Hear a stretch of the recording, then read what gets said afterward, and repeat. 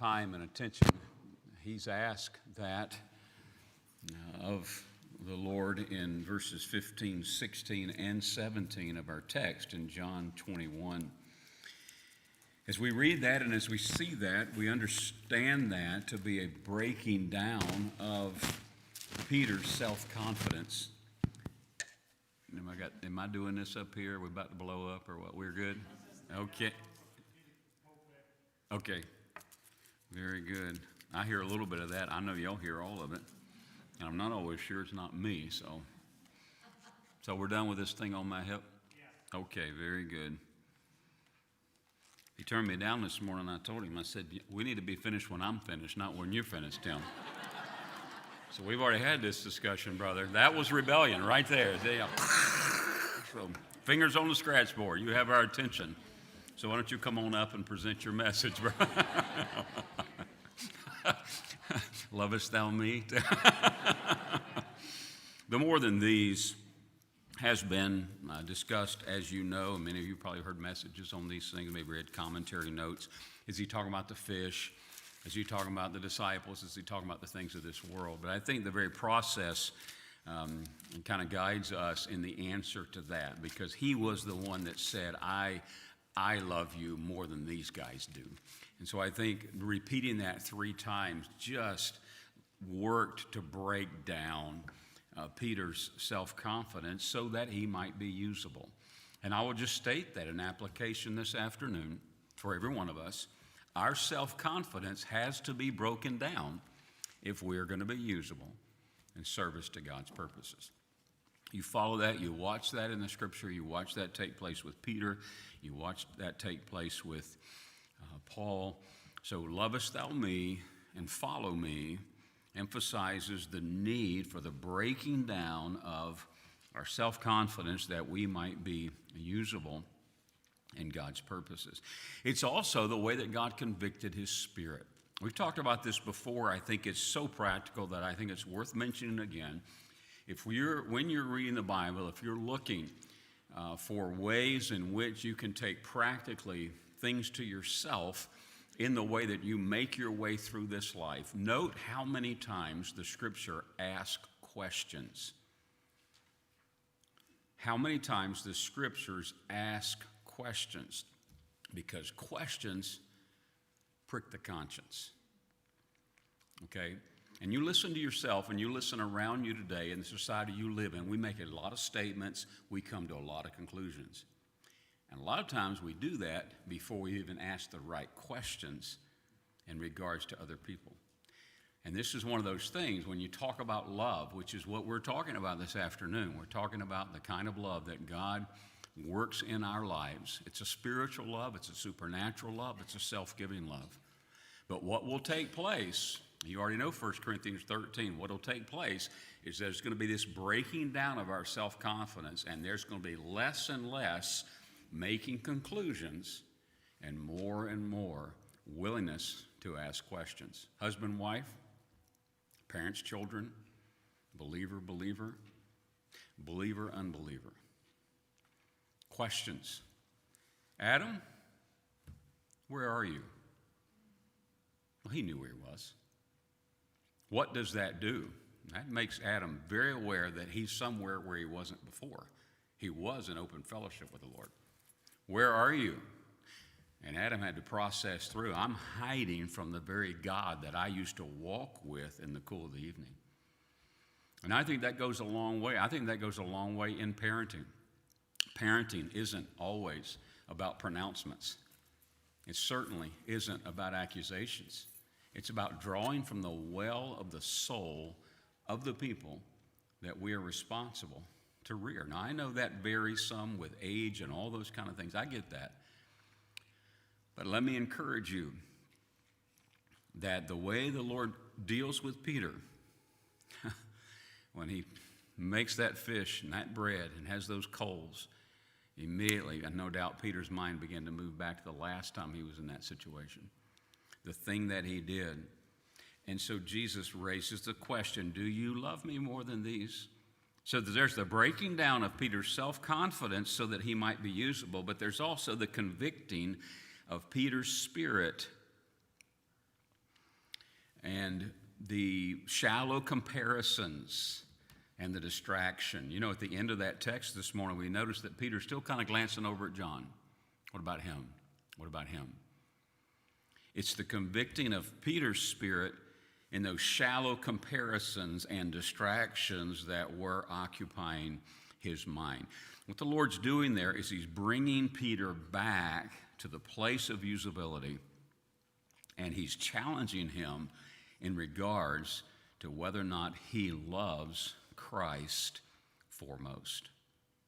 Later on in those same verses 15 to 17, he says, feed my lambs, tend to my sheep, shepherd my sheep. In that case, Jesus is drawing Peter's attention to spiritual ministry aimed to advance the eternal purposes of God. We're not Peters. We don't need another Peter. We're not Pauls. We don't need another Paul. I understand that. But is there not a need for us to look at a text like that and recognize that what Jesus is concerned about is the advancement of his kingdom, the advancement of spiritual purposes? And how often do you find yourself, and I find myself, somewhat sideways in our distractions, and we would declare we don't love the world, but if we took time to calculate the time we spent focused on the world, we might come to a different conclusion. We are dealing with souls. We are dealing with eternal souls. Our soul, our mate's soul, our family's soul, other souls.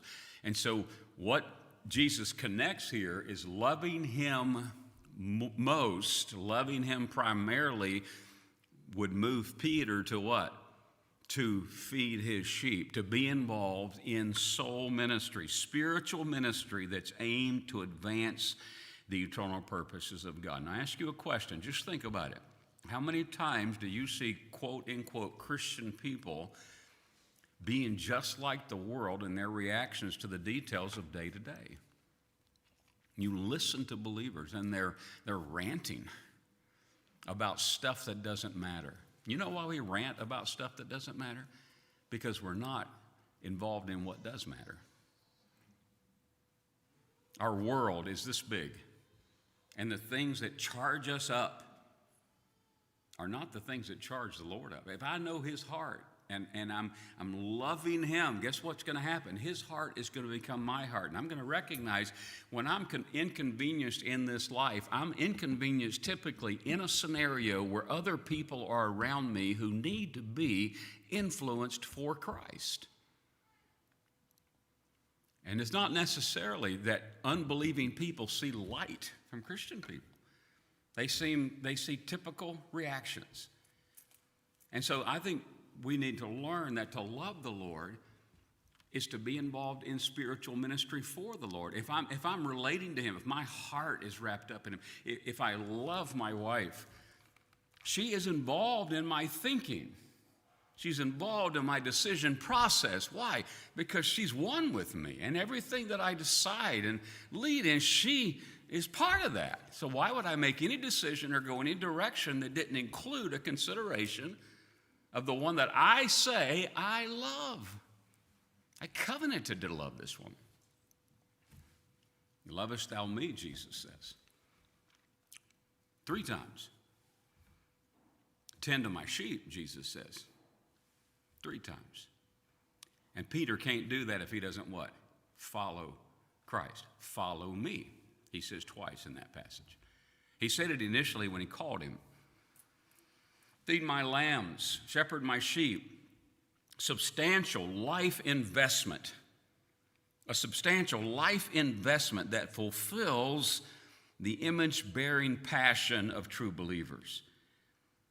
Being involved in the advancement of God's kingdom, Christ's kingdom. Spiritual ministry that's aimed to advance the eternal purposes of God, but also substantial life investment, investing our lives to fulfill the image-bearing passion of true believers. What is the image-bearing passion of true believers? To glorify God above everything. What is God concerned about? I sent something out in prayer recently in regards to some of the things that folks are dealing with. And I took that passage and encouraged you from Matthew that what God is concerned about is that his name be hallowed, that his kingdom come, and that his will be done. And I have to take those things and look at my own life and say, when I go to prayer, is that where I go, or do I go to something that is typically mundane and earthbound? The exaltation of his name, the exaltation of God is primary. The execution of his will is primary. So if I'm praying for you aright, that's what I'm praying for. And I'm praying for a scenario that I don't know the answer to. I don't know what God's will is in some kind of sickness or something that I have to deal with. And I think I have to be frank with you about that. I don't know that God's will is to heal me of that. I do know that God's will is that he would be exalted. So I pray that he's exalted, not that he fixes everything that's broken in my life, because I don't know if that's God's will or not. I pray for the execution of his will. Thy will be done. Because I'm not the only person impacted by the details of this life. And I pray that his kingdom would be extended. Thy kingdom come. Lord, let me live in such a way that there will be a spiritual influence for that which is eternal. So lovest thou me more than these is the breaking down of Peter's self-confidence that he might be usable, clay in God's hands. It's the convicting of Peter's spirit for those shallow comparisons and distractions that were filling his mind. Feed my lambs, shepherd my sheep, and feed my sheep. Aims at spiritual ministry that's aimed to advance the eternal purposes of God. And then a substantial life investment that fulfills the image-bearing passion of true believers. Thy name be exalted. Thy kingdom be extended. Thy will be executed. And then how about follow me? I like the second time Jesus says that. Follow thou me. The first time it's follow me. The second time he's looking over at John. It's like, follow thou me. What about application in that regards? Christ quest. Christ purposes there are being maintained. They're to be maintained and nurtured throughout life. Follow thou me. The Christ quest is to be maintained and nurtured throughout life. And Christ's answer to preoccupation with others' lives is follow thou me. So what does that look like? Well, what it looks like, I think, practically is we tend to glance sideways. We tend to get preoccupied with what other people are doing. At that point in time, I think we go to the Lord and we say, Lord, I know what you want from me. You want me to follow you. Now, please help me get my focus back where it needs to be and recognize that when I stand before you, it's going to be me and you. It's not going to be me and you and all these other people that I've got distracted by. That also goes down to the application of the twists and turns in professing Christendom. How many times are we following some system or following some person? Enough of us have lived enough decades to see that, wow, what's going on? Same thing that's always been going on. The cycle of every 12 or 15 years where something comes along, she says, oh, that's great. We buzz over here. Something else comes on, we buzz over here. And yet when you look at the scriptures, you don't see anybody buzzing anywhere. You see them having their sights on Christ and maintaining that. And guess what that is? That is stability. That is light. That's light in the world. Folks, the world needs to see we're different. And they're following things of darkness. And we can find ourselves tracking sideways. The Christ quest needs to be maintained and nurtured throughout our lives. And the Christ answer to preoccupation with others' lives is to follow him. That initial invitation is the same invitation he gives them at the very end. Same thing he said before. Now, do I love him? I want to be honest, don't you? Do I love him? This phileo love, a friendship love that involves attraction and affection. Do you feel affectionate toward him? Do we hold him in high regard? The idea of phileo love is to esteem that which is common and natural.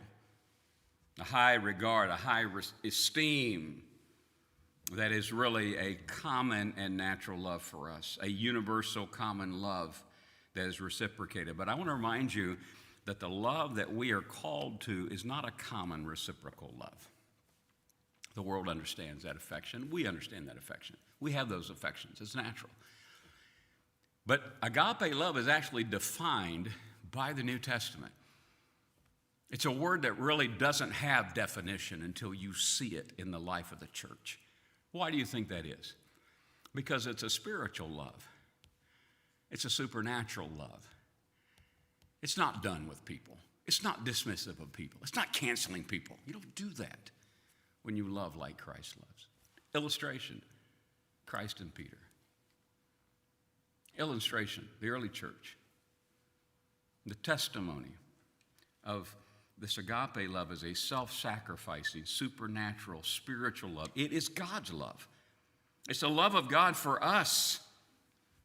It's the love that was within the Godhead. The old songs that are written that give the idea that God somehow was eternally lonely until he created man. And one day he thought, I'm lonely. I'm going to create a world and create man. There was perfect love within the Godhead. God doesn't need anything. The Father and Son and Spirit had perfect love, perfect compassion, perfect communication in eternity past. And so when we're talking about this love, we're talking about a love that is shared by God within the Trinity. That's the type of love we're talking about, a genuine love. And the Bible says that that is the fruit of the Spirit. The fruit of the Spirit is love. And the rest of those words in that text show you what that love looks like, show you how that love is manifested. The fruit of the Spirit in Galatians 5 is love. And then everything else can be understood under that as expressions of that love. Turn over to 1 Corinthians 13. Let me read this with you. Send us out this week. The King James word is charity.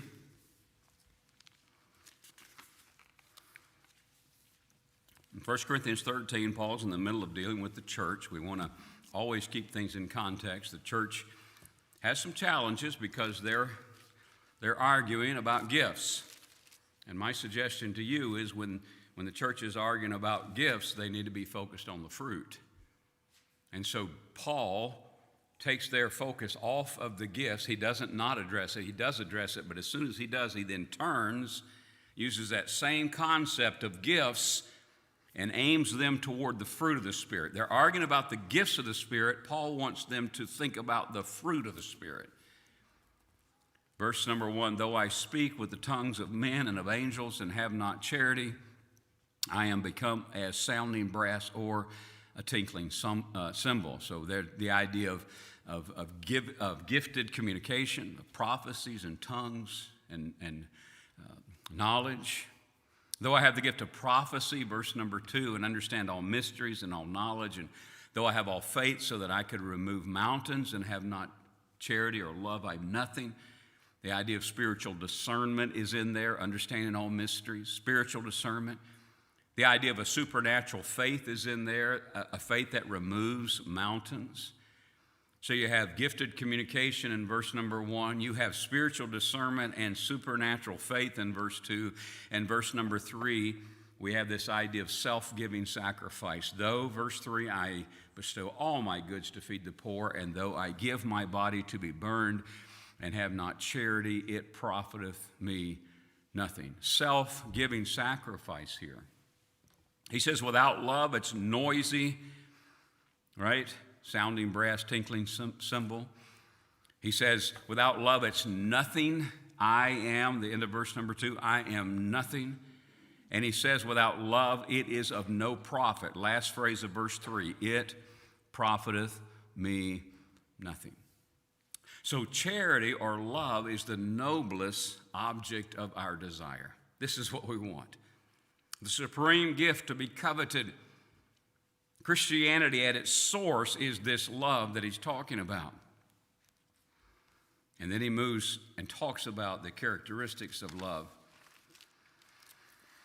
He says of that love, and what this helps us do is it gives us a grid. It gives us something to take up and to look at and to say, okay, how am I doing here? If Jesus says to me, lovest thou me, Mike, then I have to say, okay, can you give me something to go by to be honest in my answer?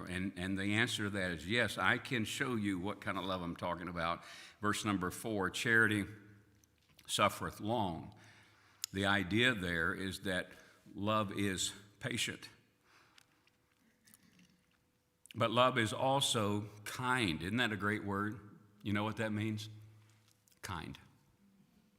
Don't you love that? Christian love is kind. It's patient and it's kind. So let me ask you a question. Why is this love patient and kind? How is this love patient and kind? Would you follow with what it says next? This love is patient and kind because it what? It's not envious. It envieth not. Next, it vaunteth not itself. It's not boastful. Thirdly, it's not puffed up. It's not conceited. Tie those things together. Instead of looking at 15 definitions for 15 different words, connect the things that are here and recognize that love, this kind of love, is patient and kind because it's not envious, it's not boastful, it's not conceited. James, where is the fighting coming from? It's because of your own what? Lust. And your own desire to consume everything on yourself. I think Paul is giving us a wonderful prism. And when the light shines through, it comes out in all kinds of different colors as to what this love looks like. And I think it helps us from time to time to connect these things back that we tend to separate and try to define and come to what I believe is one of the conclusions he's leading us to, and that is love, true agape love. Verse number 4 is patient, it suffers long. It's kind because it's not envious, because it's not boastful, and because it's not conceited. God will deal with those things in our hearts.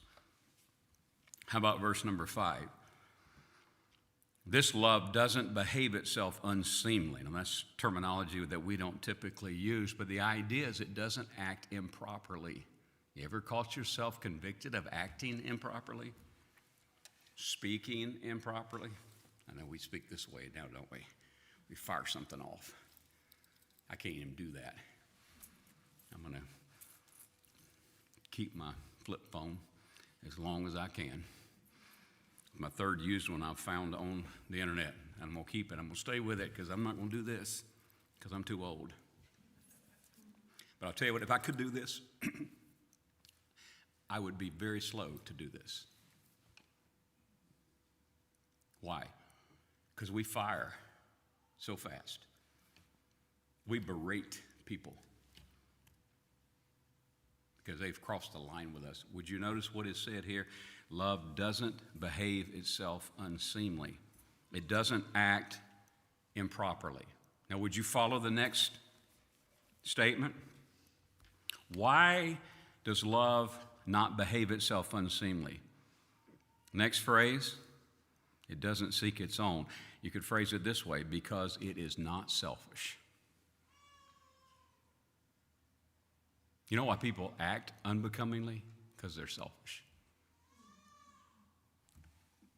Bible love, agape love, does not behave itself unseemly. It does not act improperly because, first phrase, it is not selfish. It seeketh not her own. Second phrase, it doesn't act unseemly because it is not easily provoked. And thirdly, it doesn't act improperly because it thinketh no evil. An accounting term that has to do with keeping record. If you're an accountant, you better keep good records. If you're a believer, you better not keep record of the offenses of people against you. See it again, verse number 5. It does not act improperly, does not behave itself unseemly. Why? because it's not selfish, it seeketh not her own, it's not easily provoked, and thirdly, because it doesn't keep a record of wrongs. Verse number 6, it finds no joy in unrighteousness. It rejoiceth not in iniquity, but it rejoices in the truth. Those go together, don't they? It finds no joy in unrighteousness, but it rejoices in the truth. And we ask the question, what does that look like? What does it look like to rejoice not in iniquity, but rejoice in the truth? Will you follow it with me in verse 7? Because it finds no joy in unrighteousness, because it rejoices in the truth, thus it bears all things, believes all things, hopes all things, and what else? It endures all things. And then verse number 8 says, charity or love never faileth. So love is of primary concern for those of us who are seeking to live for eternity. It is the gift of the Spirit. It is the fruit of the Spirit, but it needs to be nurtured. I wish I had time this afternoon just to flip through the New Testament and look at those texts that tells us what we're supposed to be doing in regards to this love. But this is something that is to be cultivated and something that is to be nurtured and something that we have to be honest about. So if you're blowing people away with a text, that's not because you're a loving person. It's because you don't understand love. So take these things, will you? As I will try to take these things as well. And allow the Lord to help us understand the supreme importance. I can minister all day long without love, what? Sounding gone. So what? I can sacrifice everything and give it away without love. So what? It's nothing. I can be very discerning and very knowledgeable and very intellectual and very insightful without love. Doesn't really matter, does it? Now, I don't know how much stronger terms could be used than those first 3 verses use to help us see the importance of love. And let's ask the Lord to help us to check our own spirit and not look sideways. Let's pray together. Father, thank you. I thank you for these folks and their faithfulness. Thank you that we can take this simple question that was asked of Peter. We can take these directional things that were given to Peter, this invitation to follow Christ. We can take this chapter that's written by Paul, recognize that while the Corinthians were divided, fighting over gifts, desiring something that was somebody else's, that you and your complete wisdom directed him to bring it down to the fruit of the Spirit. And thank you for our opportunity to be reminded of this afternoon. We'll trust you to use your word to do the work in our hearts. Help me in this area.